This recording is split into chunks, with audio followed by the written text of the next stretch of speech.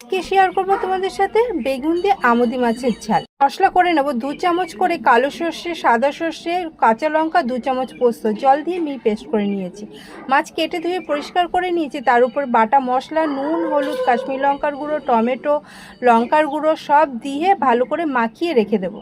প্রথমেই কড়াতে তেল গরম করে তেলের উপর নুন আর হলুদ দিয়ে এবার লম্বা লম্বা করে বেগুন কেটে নিয়েছি, সেগুলোকে লাল লাল করে ভেজে তুলে নেব।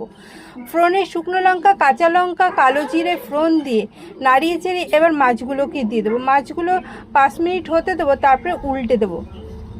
উল্টে দিয়েছি সব।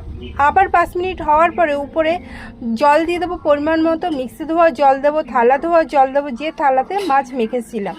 এবার ঢাকা দিয়ে রেখে দেবো 5 মিনিটের জন্য। ঝোল ফুটতে শুরু করলে উপর দিয়ে বেগুন দিয়ে আবার ঢাকা দিয়ে দেবো 5 মিনিটের জন্য। এবার একটু নাড়িয়ে দেবো আলতো হাতে। উপর দিয়ে কাঁচা লঙ্কা, সর্ষের তেল দিয়ে আর ধনেপাতা কুচি দিয়ে আবার ঢাকা দিয়ে 2 মিনিট হতে দেবো। রেডি হয়ে গেছে আমুদি মাছের ঝোল। গরম গরম ভাত আর এই আমুদি মাছের ঝোল কী যে স্বাদ হয়েছিল না।